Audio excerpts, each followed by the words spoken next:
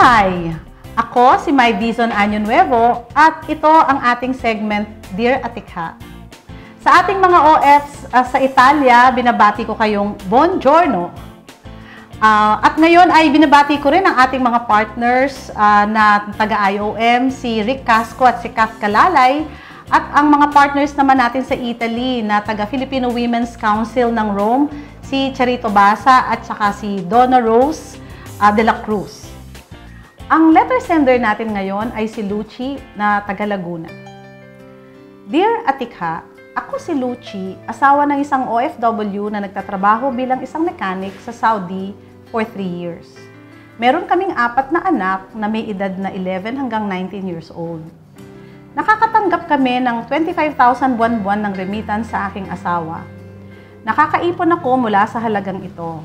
Kaya lang, tuwing magbabakasyon siya ay nauubos ang ipon namin dahil sa mga gastos ng pamilya tuwing bakasyon at sobrang pagbibigay ng asawa ko sa pamilya niya. Meron ba kayong financial literacy sa Saudi para maka-attend ang asawa ko doon? At ano ang aking gagawin para makaipon kami para sa aming pamilya?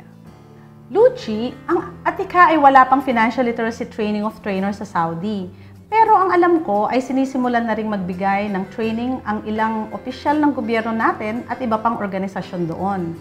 Balak din naming magbigay ng training of trainers sa mga leaders ng mga organisasyon sa Saudi next year. Ang suggestion ko ay discuss ninyong mag-asawa ang budget ninyo buwan-buwan. Ano ang total na kita at gastos? Ano din ang inyong mga plano sa hinaharap? Halimbawa, in the next 5 to 10 years. Ang tawag dito ay financial goal setting. Dapat pag-usapan din ninyo ang halaga ng mga ito. Compute ninyo kung magkano ang kailangan na ilaan na savings para sa mga goals ninyo. Kung gusto mong magkaroon ng 25,000 para sa negosyo after 5 years, at kung ito din ang gusto ng asawa mo, then both of you, including your children, should commit on some sacrifices at ilang pagbabago para makamit ninyong lahat ang family financial goals ninyo. This could mean pagbabudget sa mga bigay sa pamilya ng asawa mo, o pagbabawas ng pagpunta mo sa parlor, or pagbabawas ng pagkain sa labas o panonood ng sine, pagbabawas ng blowout tuwing bakasyon, at iba pa. Dahil talagang family-oriented tayong mga Pinoy, ay mahirap naman na sabihing wag na lang suportahan ang pamilya. Iba-iba din kasi ang mga obligasyon natin sa pamilya. Kung ang support ay para sa magulang na matanda na, ay kailangang pagtulungan ang pagbabudget sa suporta sa kanila. Kung ang support naman niya ay sa mga kapatid na malakas naman, pero mga walang trabaho at umaasa lang sa asawa mo, ay ito ay maaaring lagyan ng hangganan. Kausapin ang mga kapatid hinggil sa mga pangangailangan din ng pamilya ninyo at hanggang kailan at saan lamang ang kakayanan ninyong itulong sa kanila. Sensitive na usapin ang pinansya sa mag-asawa at ayaw natin na maging sanhi ito ng inyong di pagkakaunawaan. Kaya magandang pag-usapan ito na mahinahon na tinitignan ang pangmatagalang plano ninyo sa buhay. Dahil nasa Saudi ang husband mo, I suggest you do this process through the internet. You can download our budgeting sheet and savings for investment sheet sa www.pinoywiseoftv.org or www.atikha.org. Sa susunod na pag-uwi niya, ay mag-family meeting kayo tungkol dito. Lucy, sana ay nakatulong kami at sa mga suggestions namin sa inyo ngayon. At sa mga gustong lumiham, ay mag-log on kayo sa www.pinoywiseoftv.org or pwede rin mag-text sa 0917-569-1031. Nais ko rin pasalamatan ng aming mga partners na si Yusek Jing Pakturan at si Secretary Mary Nicolas ng Commission on Filipinos Overseas para sa kanilang suporta sa mga proyekto ng Engaging Migrants in Agricultural Development. At happy viewing din sa Manabat and Goco family ng City of San Fernando, Pampanga at sa Lucero, Dizon at Roque family ng Bonn, Germany. Muli, ako si May Dizon Año Nuevo na laging nagsasabing pagbabalik paghandaan, siguraduhin bukas may darating.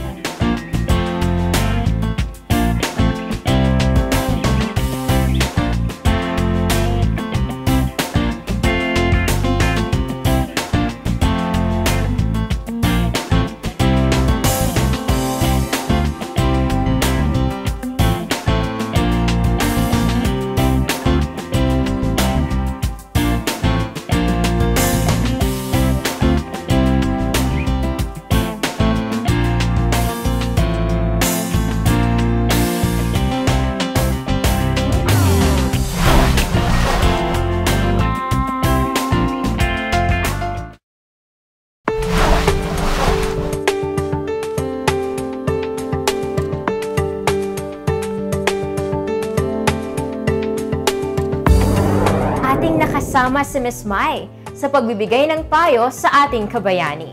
Ngayon naman, ating samahan si Ate Cherry sa isa pang kwento sa ating segment na Hawak Kamay.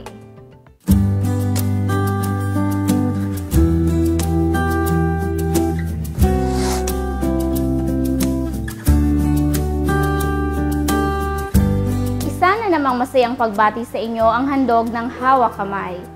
Ako, si Ate Cherry, ang inyong muling makakasama upang talakayin ang kalagayan ng isa nating kababayan mula sa Pampanga.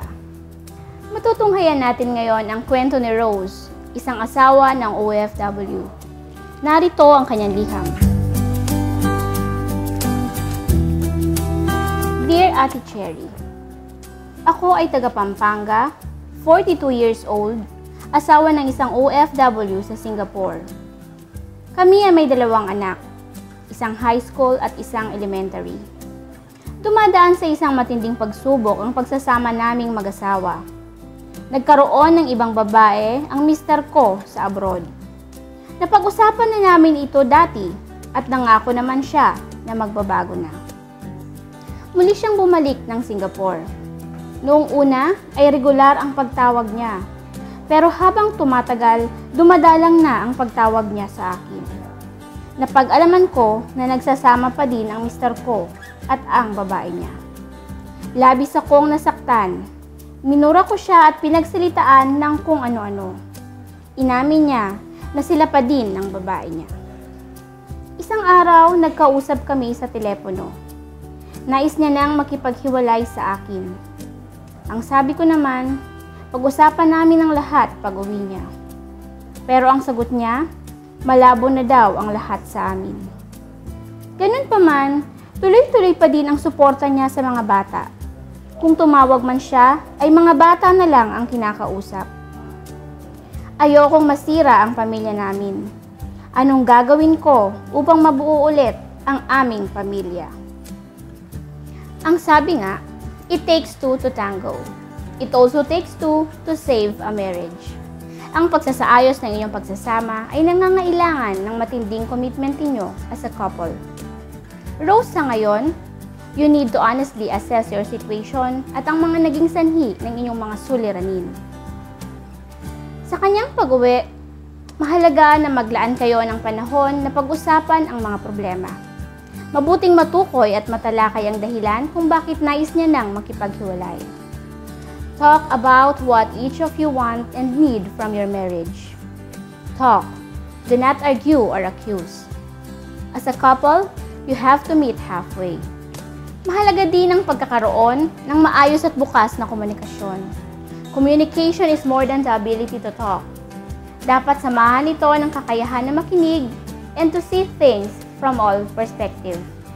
Maganda din kung kayo ay sumangguni sa isang marriage counselor o isang tao na pareho niyong nare-respeto at may balansing pananaw ukol sa inyong pagsasama para kayo ay mas magabayan sa inyong pag-uusap. Ngunit kung pagkatapos ng lahat ng ito ay hindi pa rin kayang masave ang marriage ninyo and you decide to part ways, huwag ninyong isama ang mga bata sa problema ninyong mag-asawa. Ibig sabihin, hindi nila kailangang kumampi kung kanino man dahil kahit magkahiwalay na kayo, ay magulang pa rin nila kayo. Ang respeto sa inyo ay dapat na manatili. Hangad ko ang kaayusan ng iyong pamilya, Rose, at sana'y magkaroon ka ng kapanatagan ng loob. At bago po tayo magtapos, nais ko lang batiin ang ating mga kaibigan sa UAE na sina Bal at Vanji Junio at ang kanilang organisasyon, ang Bayanihan UAE. At sa lahat po ng nagnanais na humingi ng tulong o payo sa Hawak Kamay, sumulat lamang sa aming tanggapan dito sa Atikha Incorporated, Main Avenue, Green Valley Subdivision, Barangay San Francisco, San Pablo City, Laguna, o hindi kaya ay mag-email sa atikha@atikha.org. Hanggang sa muli, ako si Ate Cherry. Lagi lamang tumutok sa Hawak Kamay dito sa Pinoy Wise OF TV. Bago kami tuluyang magpaalam, narito ang ilang anunsyo mula sa iba't ibang estasyon ng Pinoy Wise OFTV. Welcome, Pinoy Wise TV! Maging wise sa pamamahala ng pera para maging wise sa pangangalaga ng pamilya. Pagbabalik, paghandaan upang bukas may daragnan. Shukran! Masalam! Sa mainit na pagbati sa atikha sa kanilang paglulunsad ng OF Pinoy TV. Alam ko po, mas lalo itong makakatulong sa ating mga ginagawa dito sa United Arab Emirates at iba pang panig ng mundo sa pagtuturo ng mga usaping pinansyal sa ating mga sarili at sa ating mga mahal sa buhay. Kaya nga po, napakamahalaga na tayo'y tumutok ngayon dito sa programang ito. Buhay po tayong lahat and God bless. Congratulations, Pinoy Wise OFW TV. Ang Filipino Expatriate Association sa UAE ay kasama ninyo sa lahat ng pagkakataon. Mabuhay ang Pilipinas!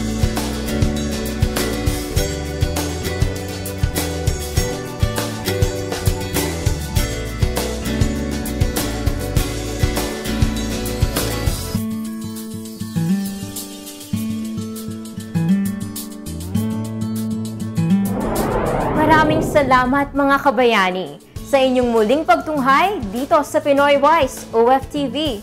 Sana'y nabigyan namin kayo ng panibagong inspirasyon saan mang dako kayo naroon. Muli, ako si Rachel. Kung nais maging wise sa pamamahala ng pera at maging wise sa pangangalaga ng pamilya, tutok lamang dito sa Pinoy Wise OFTV.